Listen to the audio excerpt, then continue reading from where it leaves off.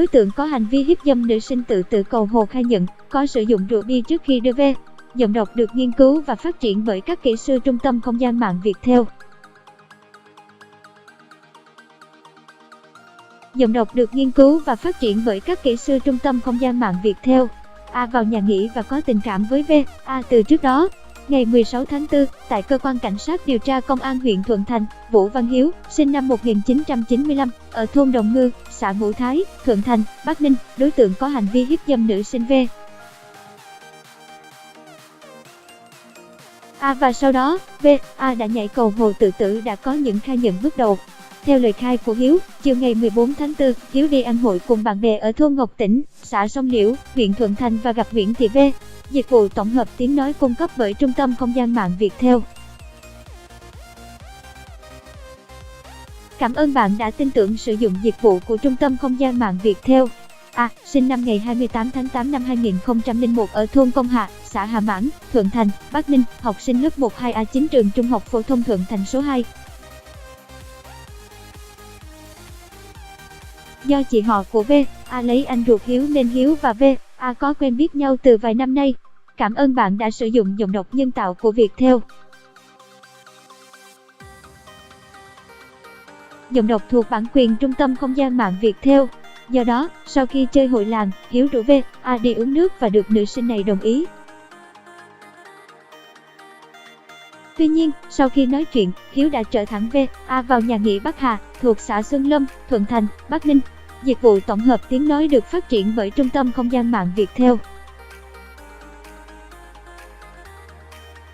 Tại đây, Hiếu đã có hành vi sờ soạng, kéo quần áo V. A để thực hiện hành vi giao cấu. Giọng đọc được nghiên cứu và phát triển bởi các kỹ sư Trung tâm Không gian mạng Viettel. Tuy nhiên, V. A không đồng ý, chống cự nên Hiếu chưa thực hiện được mục đích của mình. Giọng đọc thuộc bản quyền Trung tâm Không gian mạng Viettel. Dịch vụ tổng hợp tiếng nói cung cấp bởi Trung tâm Không gian mạng Viettel. Đối tượng Hiếu tại cơ quan điều tra. V. A đã nhắn tin cho bạn trai là Nguyễn Văn Quân, sinh năm 1997, thôn Công Hạ, xã Hà Mãn đến cứu. Bản quyền của Trung tâm Không gian mạng Viettel. Nhận tin nhắn của V. A, Quân và hai người bạn nữa đến nhà nghỉ. Quân cùng chủ nhà nghỉ Bắc Hà chạy lên phòng của V. A đạp cửa vào. Do ban đầu, Quân đạp nhầm vào cửa phòng bên cạnh. Cùng lúc V. A chống cự khóc to lên, nên Hiếu đã đi ra khỏi phòng. Vì vậy trong phòng lúc này chỉ còn V. Cảm ơn bạn đã tin tưởng sử dụng dịch vụ tổng hợp tiếng nói của Trung tâm Không gian mạng Viettel. A quần áo sộc sệt đang ngồi khóc. Quân và hai người bạn nữa đưa V. A xuống cổng nhà nghỉ tìm Hiếu. Cảm ơn bạn đã sử dụng dịch vụ của Trung tâm Không gian mạng Viettel. Giọng đọc cung cấp bởi Trung tâm Không gian mạng Viettel. Về phần Hiếu, sau khi đi ra khỏi phòng, do lo sợ bạn bè của V.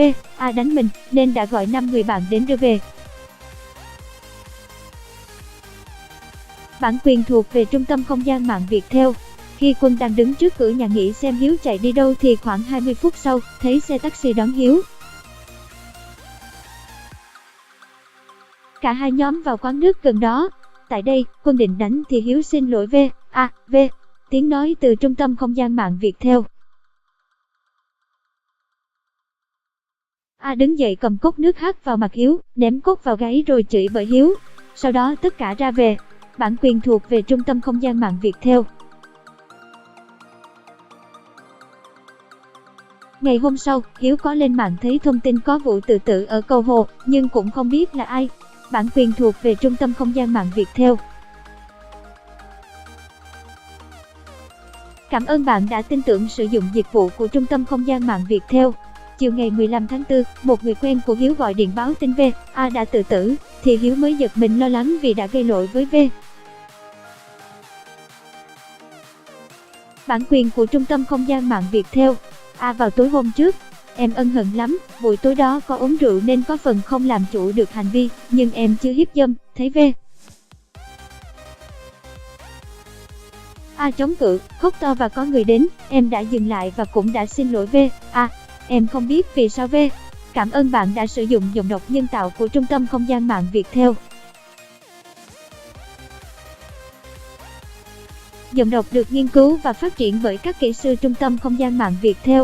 A lại tự tử, Hiếu cúi mặt khẽ nói. Theo kết quả điều tra ban đầu của cơ quan công an, khoảng 11 giờ 30 phút ngày 14 tháng 4, sau khi nói chuyện với nhóm của Hiếu, V.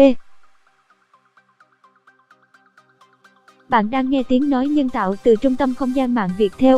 A được Quân cùng nhóm bạn đưa từ nhà nghỉ về nhà riêng. Đêm đó, V. A nhắn tin với Quân rất khuya về việc mình bị cưỡng hiếp nhưng Quân không tin sự việc giống như lời V. A nói. Sau đó, V. A nhắn cho anh Nguyễn Huy Trương, sinh năm 2000 và một bạn nữ là sẽ đi tự tử tại cầu Hồ vào sáng hôm sau. Giọng đọc thuộc bản quyền Trung tâm Không gian mạng Viettel. Đồng thời, nhắn tin cho Quân đến vớt xác mình. Nhận được tin nhắn như vậy, sáng sớm ngày 15 tháng 4, anh Trương chạy ra cầu thì V. Giọng đọc cung cấp bởi Tập đoàn Công nghiệp Viễn thông Quân đội Viettel. Tiếng nói từ Trung tâm Không gian mạng, Tập đoàn Công nghiệp Viễn thông Quân đội Viettel. A nhảy cầu tự tử. Anh Trương đã hô hoán mọi người rồi bơi ra cứu. Thời điểm trên, bạn trai của V. A là Nguyễn Văn Quân cũng đến nơi lao ra sông để cứu. Một số người dân khác thấy thế cũng bơi ra cứu nữ sinh này nhưng không kịp. Dịch vụ tổng hợp tiếng nói được phát triển bởi Trung tâm Không gian mạng Viettel. Khi Trương và mọi người bơi còn cách V. A khoảng 10 mét thì cô gái này đã bị chìm xuống dòng nước xiết. Bản quyền thuộc về Trung tâm Không gian mạng Viettel. Dịch vụ tổng hợp tiếng nói cung cấp bởi Trung tâm Không gian mạng Viettel. Nhận được tin, Công an huyện Thuận Thành cùng cán bộ, chiến sĩ phòng cảnh sát phòng cháy chữa cháy và cứu nạn cứu hộ cùng với lực lượng chức năng, gia đình nỗ lực tìm kiếm đến hơn 16 giờ cùng ngày, lực lượng chức năng tìm kiếm được thi thể V. A để bàn giao cho gia đình lo hậu sự. Cơ quan cảnh sát điều tra Công an huyện Thuận Thành đã ra quyết định tạm giữ hình sự với Vũ Văn Hiếu về hành vi hiếp dâm quy định tại Điều 141 Bộ Luật Hình sự 2015 và đang tiếp tục phối hợp điều tra làm rõ. Tiếng nói từ Trung tâm Không gian mạng Viettel.